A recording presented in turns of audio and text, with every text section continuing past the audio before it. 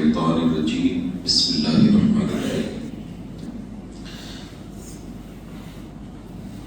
الحمد لله رب العالمين والعاقبة للمتقين والصلاة والسلام على سيد المرسلين وعلى آله وصحبه أجمعين أما بعد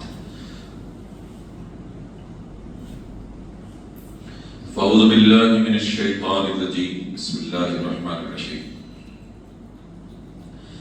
إن الله وملائكته يصلون على النبي يا أيها الذين آمنوا صلوا عليه وسلموا تسليما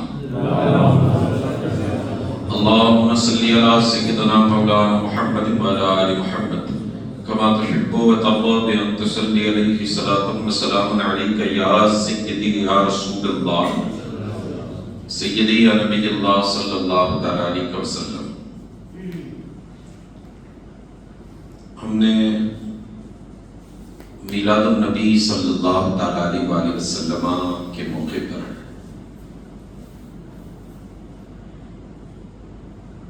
ماہ ربیع النور کی پہلی جمعہ کو باضابطہ جو تفسیر کا درس ہوتا ہے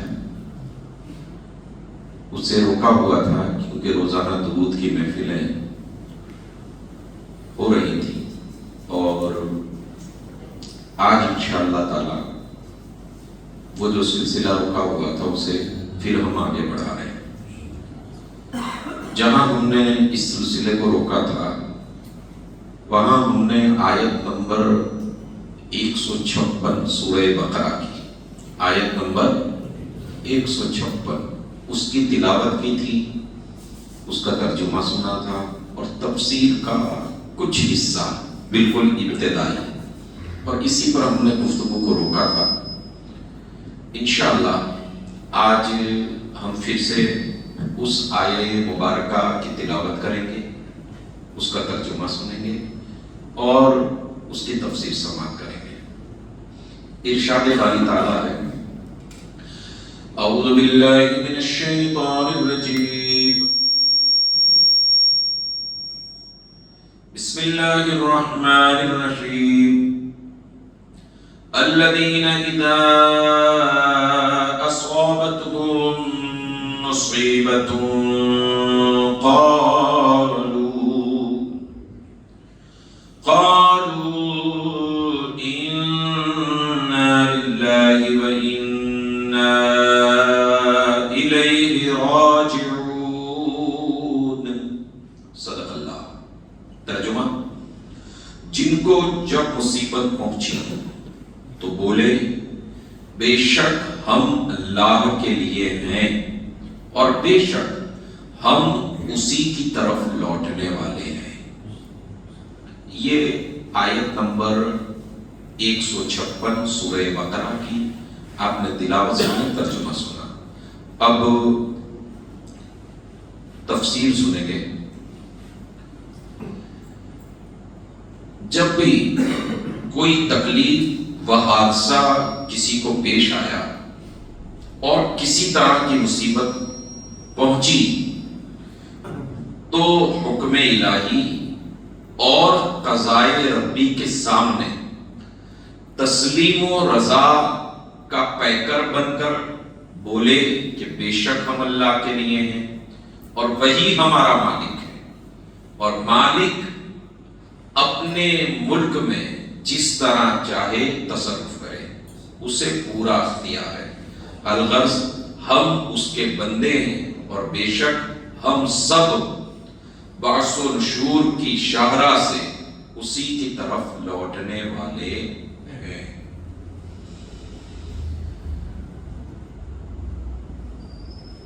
ہمارا جو معاملہ ہے، ہم میں زیادہ تر ایسے ہی لوگ ہیں کہ اگر کاروبار ٹھیک ٹھاک چل رہا ہے یا ہماری لائف میں کوئی مسئلہ نہیں، کوئی پریشانی نہیں،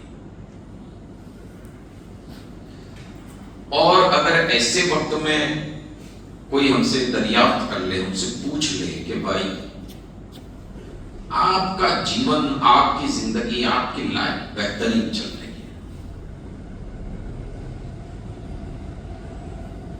کی زندگی میں کوئی مسئلہ نہیں، ہم نے کبھی آپ کو پریشان نہیں دیکھا، تو اگر وہ بندہ زیادہ علم دین نہیں سیکھا، نہیں پڑھا، وہ دین کی راہوں پر جس طرح مسلمانوں کو چلنا چاہیے نہیں چلتا، تو بندہ کبھی کبھی کہتا ہے، کاروبار کے تعلق سے پوچھ لو تو کہتا ہے میں نے دن رات ایک کر دی، میں نے کبھی پیچھے پلٹ کے دیکھا، بولے نا نہیں، جب اتنی محنت کی ہے تب جا کے آج یہ زندگی ہے۔ اچھا، یہ تو ہو گیا کاروبار کے تعلق سے۔ اب اگر آپ لائف کے تعلق سے پوچھ لیجئے، زندگی کے تعلق سے، تو اس میں بھی بندہ کہتا ہے کہ سب کو سنبھال کے چلنا پڑتا ہے، سب کو مینج کر کے چلنا پڑتا ہے، مگر ہمارے جو اسلاف گزرے، ہمارے جو بزرگان دین گزرے، انہیں جب ان کی لائف کے تعلق سے پوچھا جاتا ہے کہ آپ کی زندگی میں یہ خوشیاں، آپ کی زندگی بہترین گزر رہی ہے، وہ کہتے ہیں اللہ کا فضل ہے، وہ کہتے ہیں اللہ کا۔ اچھا، مان لیجئے کہ ایک یہ حصہ ہو گیا، دوسرا حصہ دیکھیں، اگر آپ کی لائف ڈسٹرب چل رہی ہے، رزق کا مسئلہ ہے، گھریلو ناچاکیاں ہیں، کبھی مطلب گھر میں بھائی بہن کا جھگڑا ہے، بھائی کا جھگڑا ہے، کبھی آپ کی 2 3 4 اولاد ہیں، تو وہ بھائی بہن آپس میں لڑتے ہیں، کبھی آپ کو اسے سنبھالنا پڑتا ہے، کبھی اسے سنبھالنا پڑتا ہے، کرتے ہیں، ہر ماں باپ مینج کرتے ہیں اولاد کو، اور پھر کبھی کبھی جب یہ ڈیری ہو جاتا ہے تو آدمی کا سکون برباد ہو جاتا ہے، اور آدمی کبھی کبھی تنگ آ کر کہتا ہے کیا یار یہ کیا لائف ہے، کیا زندگی ہے، اور اللہ نہ کرے کوئی حادثہ ہو جائے، کسی کی زندگی کا مسئلہ بن جائے، ایک نقصان کے بعد دوسرا، دوسرے کے بعد تیسرا، تیسرے کے بعد چوتھا، اگر نقصانوں کی لائن پڑ جائے، آدمی کبھی کبھی، ہماری ماں بہنیں یہ جملہ استعمال کرتی ہیں، ایسے جملے کبھی بھی استعمال نہ کرنا، اللہ مجھے اور آپ کو، ہم سب کو بچائے، یہ جہالت کی انتہا۔ عورتیں کبھی کبھی کیا کہہ دیتی ہیں، مطلب ایک مسئلہ ختم ہوا دوسرا شروع، دوسرا ختم تیسرا شروع، تو عورتیں کہتی ہیں اللہ نے یہی گھر دیکھ لیا، مل کر کہو معاذ، مجھے یہ جملے کہنے نہیں چاہیے تھے، مگر یہ ازراہ تعلیم کہہ رہا ہوں، ازراہ تعلیم کہہ رہا ہوں۔ سوچئے کتنی بڑی جہالت ہے، وہ مالک جس سے کائنات کا کوئی ذرہ نہیں چھپا، تیرے گھر کی کیا حیثیت ہے، اور یہ جو تمہاری سانسیں چل رہی ہیں، تم نے 20 سالہ زندگی گزاری، 25 سالہ، 30 سالہ، 40 50 60 70 تک آپ پہنچ گئے بغیر فضل الہی کے۔ اس 60 سالہ 70 سالہ زندگی میں کبھی تمہارے بدن پر کپڑا دور نہیں ہوا، کبھی تمہاری زندگی میں بھوکا رہنے کی نوبت نہیں ہے، کیا اس سے بھی بڑا کوئی فضل؟ اب اگر کسی کا انتقال ہو بھی جائے تو ہم کیوں بھول جاتے ہیں کہ دیا بھی تو اللہ نے تھا، دیا بھی اللہ نے تھا، اس کی جتنی سانسیں تھی، اس کی جتنی زندگی تھی، اس نے اپنی زندگی کو مکمل کیا، اور آج اللہ نے اسے اپنی طرف بلا لیا۔ ایسے وقت میں، پریشانیوں اور مصیبتوں کے وقت میں، جب بھی کوئی حادثہ ہو جائے آپ کے ساتھ، جب بھی کوئی مصیبت آئے، آپ کے رشتہ داروں میں کسی پر مصیبت آئے، ہوتا ہے نا کبھی کبھی کسی کے مسئلے چل رہے ہوتے ہیں، آزمائش کی زندگی یا گناہوں کی سزا ہوتی ہے، تو بندہ کیا کرتا ہے، ایک مسئلے سے نکلتا نہیں، دوسرا مسئلہ شروع۔ تو ایسے وقت میں آپ اسے صبر کی تلقین کیجیے، آپ اسے بتائیے کہ ہر حالت کا مالک، ہر حالت کا مالک اللہ ہے۔ میں آپ کو بتاؤں، ابھی 4-5 دن پہلے اللہ پر کامل یقین کے تعلق سے ایک حدیث پاک میں پڑھ رہا تھا، حضور پاک علیہ الصلوۃ والتسلیم کی حدیث پاک کی تشریح میں ایک بات ملی اور دل باغ باغ میں، اور وہ کیا تھا، کہ اللہ تعالی جب یہ چاہتا ہے کہ یہ میرا بندہ نماز پر نماز چھوڑتا چلا جا رہا ہے، گناہ پر گناہ کرتا چلا جا رہا ہے، مگر اللہ کو پیار بھی ہے، کہیں ایسا نہ ہو کہ بروز قیامت پھنس جائے، اس کی بے نمازی کی عادت اسے ڈبا لے، تو اللہ تعالی ایسے بندے پر مصیبتیں ڈالتا ہے۔ کیا کرتا ہے؟ بولے، مصیبت ڈالتا ہے۔ اب اس مصیبت پر جب وہ بندہ صبر کرتا ہے نا، اور کہتا ہے اللہ مالک، اچھے دن تھے وہ بھی اللہ کی طرف سے، آج اگر یہ زندگی ہے تو یہ بھی اللہ کی طرف سے، تو اللہ تعالیٰ فرشتوں میں اعلان کرتا ہے، دیکھا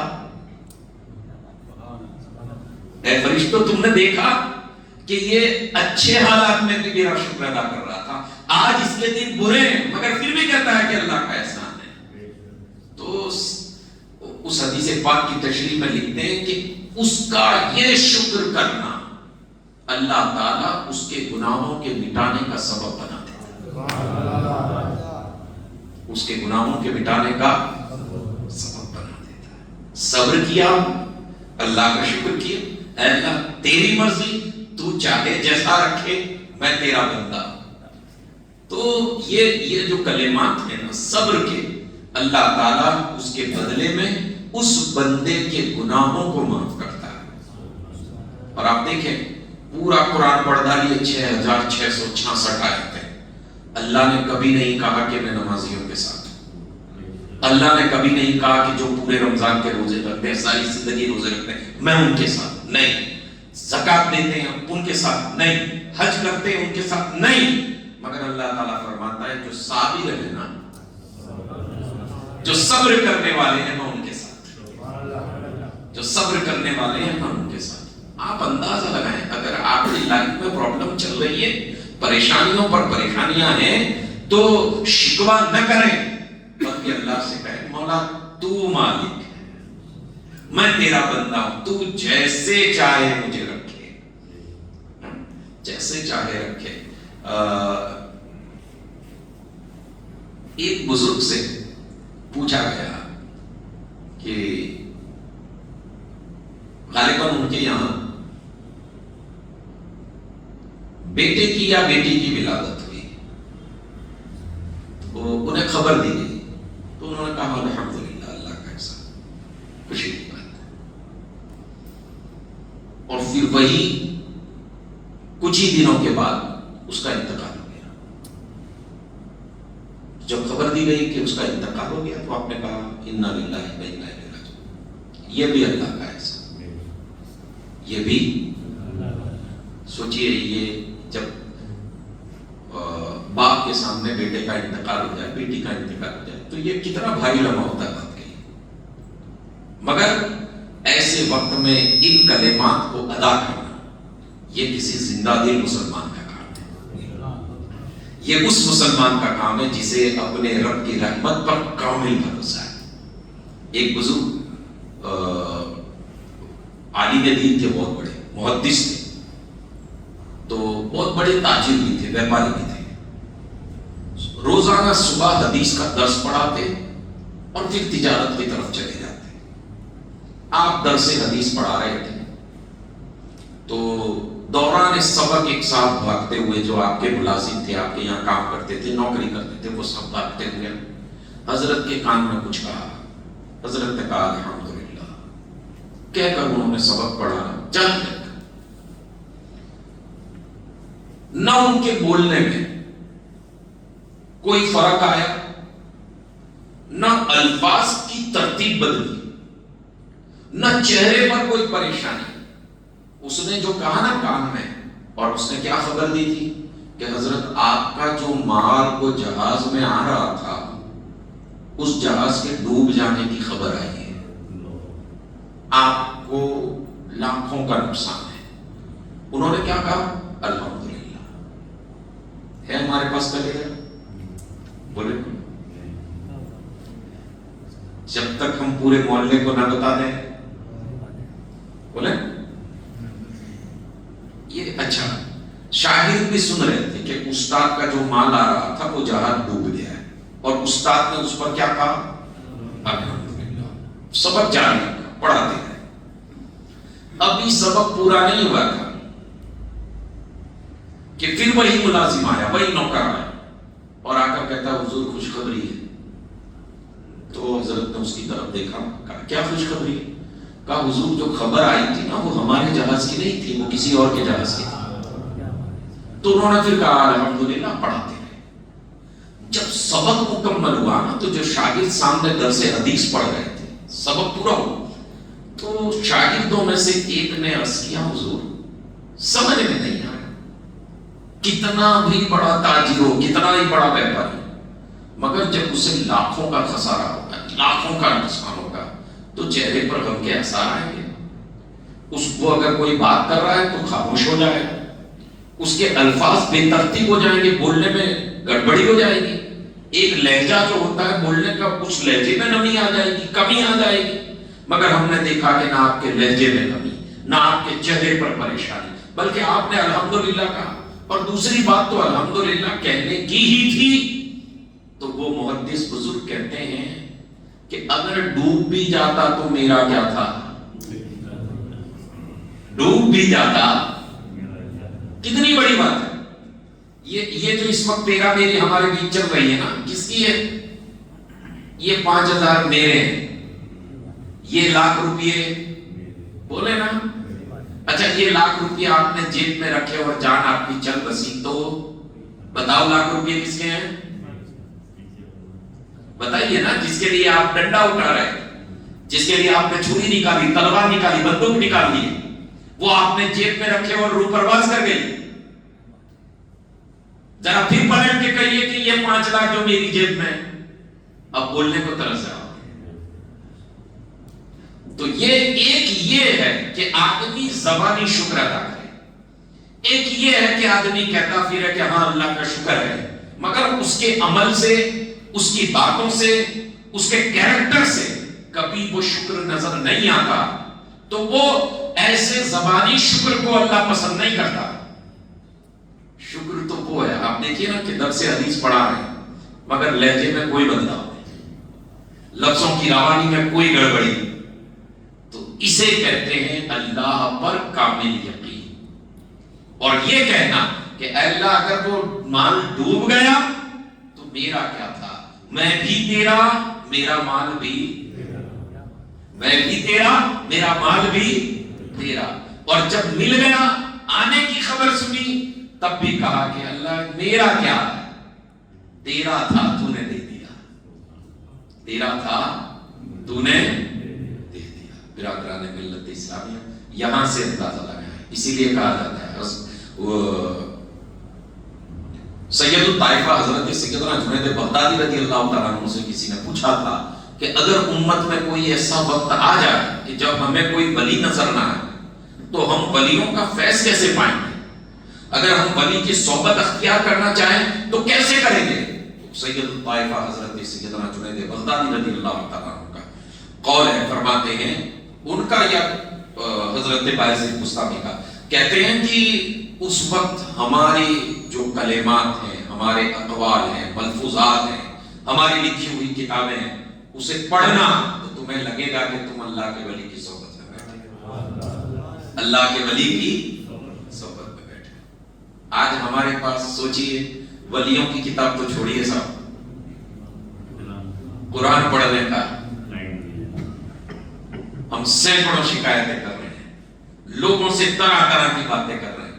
اور اللہ تعالیٰ فرماتا ہے، میرے آقا جناب محمد رسول اللہ صلی اللہ علیہ وسلم کا ارشاد گرامی ہے کہ اگر نمازوں کے بعد میرے کسی امتی کو قرآن پڑھنے کی اتنی عادت ہو جائے کہ اسے دعا مانگنے کا وقت نہ ملے، یعنی اس نے فجر پڑھی قرآن پڑھتا، ظہر پڑھی قرآن پڑھنے بیٹھ گیا، عصر کے بعد، مغرب کے بعد عشاء قرآن ہی پڑھتا رہا، کام کرتا رہا، قرآن پڑھتا رہا، دعا مانگنے کا وقت نہیں ملا، تو سرکار فرماتے ہیں وہ پڑھتا ہے، اس کی جتنی جائز دعائیں، جائز تمنائیں ہوں گی اللہ خود بخود پوری کر دے گا، بغیر مانگے پوری کر دے گا، بغیر مانگے پوری کر دے گا.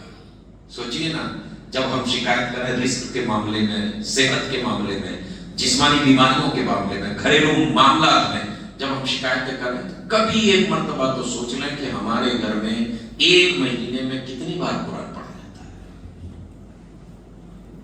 اگر ہم چاہیں ہمارے گھریلو ماحول کو پرسکون بنانا تو قرآن پڑھنے کی عادت کریں گے انشاءاللہ.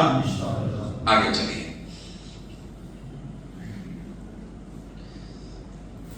اس تفسیر کا ایک جملہ بہت قابل غور ہے اور پوری تفسیر سمجھنے کے لیے آسان ہے. اس آیت وہ کیا ہے؟ وہی ہمارا مالک ہے اور مالک اپنی ملک میں سے جس طرح چاہے تصرف کرے، جیسا چاہے اسے اختیار ہے کہ وہ ہمارے مال کے معاملے میں، ہماری جان کے معاملے میں. وہی اللہ حقیقی مالک ہے. اللہ حقیقی مالک ہے. جسے ہم جو مکان ہم بناتے ہیں مالک ہم بھی ہیں، کاغذ بنے ہوئے ہیں، مگر کب تک؟ جب تک سانس چل رہی ہے. جس دن سانس رکی، کاغذ بھلے آپ کے نام کا رہا، اب وہ مکان آپ کا. تجوری بھری پڑی ہے، جب تک سانس چل رہی تھی آپ کی ہے، مگر سانس رکی. یہ چیز جو ہم بول رہے ہیں نا ابھی عقل میں بھی آئے، یہی چیز جب ہم یہاں سے نکل جائیں مسجد سے باہر اور یہ گھر جانے کے بعد بھی ہمیں یاد رہے تو زندگی میں بدلاؤ آئے گا. زندگی میں بدلاؤ آئے گا، تبدیلی آئے گی، ہے نا. تو اللہ ہی مالک ہے، حقیقی مالک ہے، اور وہ اپنی ملک میں سے، اور بالکل سادہ زبان اگر استعمال کروں تو اپنی ملکت میں سے جیسا چاہے استعمال کرے، جیسا چاہے استعمال کرے. تکالیف و مسائل پیش آنے کی صورت میں اس کلمہ استرجاع یعنی انا للہ و انا الیہ راجعون ادا کرنے والے صاحبان تسلیم و رضوان اور اصحاب یقین و ایمان ہیں. اس میں سے بہت سے ایسے ہیں جو اس کلمہ مبارک کی برکتوں اور خوبیوں کے تعلق سے خود نبی کریم صلی اللہ تعالی علیہ وسلم کا ارشاد سننے کی سعادت حاصل کر چکے ہیں. یہ جو ہے نا انا للہ، جب یہ عید میلاد کا چاند نظر آنے سے پہلے جب یہ تفسیر ہوئی تھی تب میں نے آپ سے ایک بات کہی تھی کہ انشاءاللہ تعالی اس پر انا للہ و انا الیہ راجعون پر ہم اور بھی بات کریں گے، ہے نا. اگلے جمعہ انشاءاللہ تعالی اس کی ایک اور تفسیر سے ہم اس پر گفتگو کریں گے، کیونکہ ہماری زندگی میں جس طرح ہم اور چیزیں کلمہ طیبہ پڑھتے ہیں اور بھی ذکر و اذکار کرتے ہیں، جب بھی آپ کے سامنے کوئی مصیبت آ جائے، مال میں گھاٹا ہو گیا، کاروبار میں گھاٹا ہو گیا، کوئی چیز چوری ہو گئی، 2 لاکھ روپیہ 10 لاکھ روپے کی چوری ہو گئی، تو آپ اللہ پر کامل یقین کر کے، کامل مکمل یقین کر کے اگر روزانہ 100 مرتبہ انا للہ و انا الیہ راجعون روزانہ 100 مرتبہ اگر پڑھنے کی عادت ڈالیں تو اس آیت پاک کی فضیلت میں یہ بتایا گیا ہے کہ یا تو اللہ آپ کو وہ مال واپس کروا دے گا کسی بھی راستے سے، اور اگر وہ مال نہیں مل پایا تو اللہ اس سے بہترین چیزیں آپ کو عطا کرے گا. مگر اللہ پر یقین کامل ہونا ضروری ہے. سرکار دو عالم صلی اللہ علیہ وسلم فرماتے ہیں جس نے کسی مصیبت میں پیش آنے پر کلمہ استرجاع ادا کیا تو اللہ تعالیٰ اپنے فضل و کرم سے اس مصیبت سے اس کا جو نقصان ہوتا ہے اسے پورا فرما دیتا ہے. بتا کے دیکھیں، پورا فرما دیتا ہے اور اس کی آخرت کو بہتر و شاندار بنا دیتا ہے. مطلب آپ سوچئے کہ آپ اسے پڑھتے رہیں تو صرف دنیا کا فائدہ نہیں، آخرت کو بھی اللہ بہتر اور شاندار بنا دیتا ہے، اور اس کو ایک ایسا نعم البدل عطا فرماتا ہے جو اسے راضی کر دے گا. نعم البدل کس کو کہتے ہیں؟ نعم البدل کہتے ہیں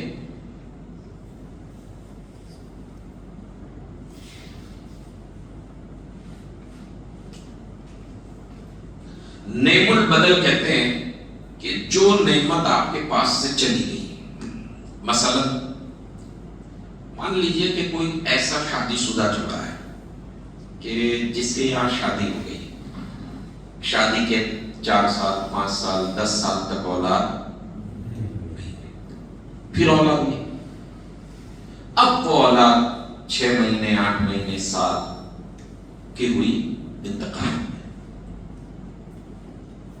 برسوں کے بعد اولاد پیدا ہوئی تھی اور پھر کیا ہوا؟ انتقال ہو گیا۔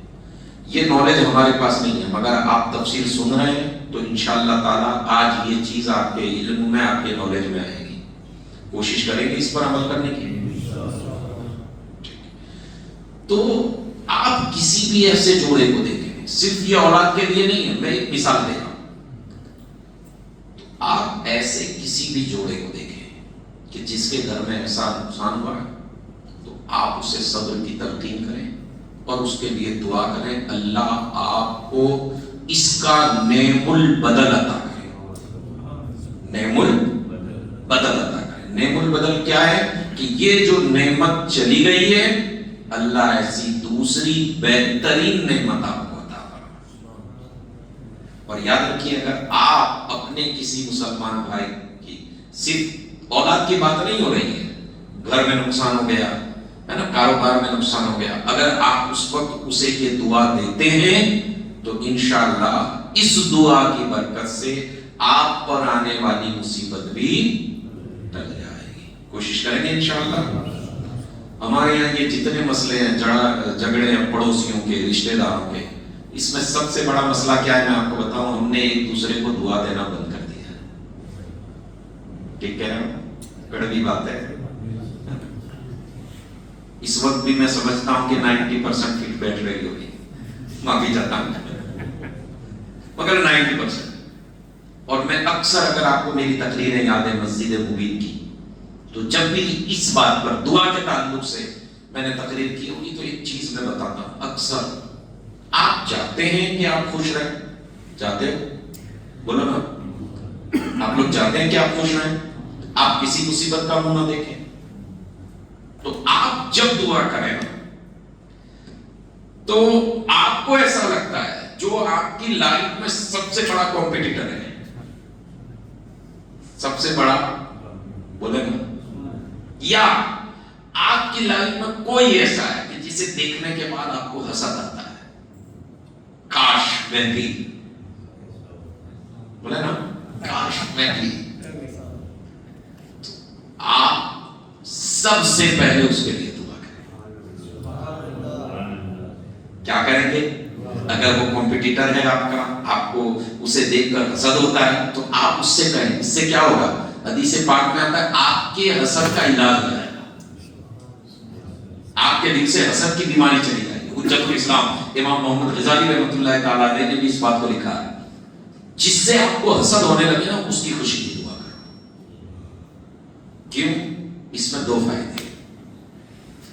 پہلا فائدہ کہ آپ نے کسی مسلمان کے لیے دعا کی، اللہ تعالیٰ جب دیکھتا ہے نا، سنتا ہے نا بندوں کو دعا کرتے ہوئے کہ یہ میرا بندہ اپنے لیے نہیں مانگ رہا ہے، اپنے پڑوسی کے لیے مانگ رہا ہے، اپنے رشتہ دار کے لیے مانگ رہا ہے، تو اللہ تعالیٰ فرشتوں میں اعلان کرتا ہے، اس کی فیاضی، اس کی سخاوت دیکھو، اس کا دل دیکھو کہ یہ اپنے لیے نہیں اپنے بھائی کے لیے دعا کر رہا ہے۔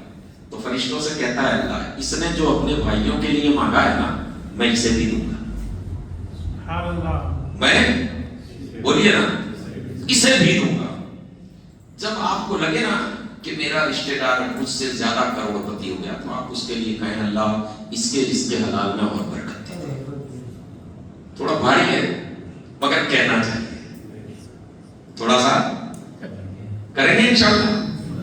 دل پر پتھر رکھ کر دیجئے، کیوں کہ یہ حسد جو پیدا کرواتا ہے وہ شیطان ہے، وہ نفس ہے جو آپ کو بربادی کی طرف لے۔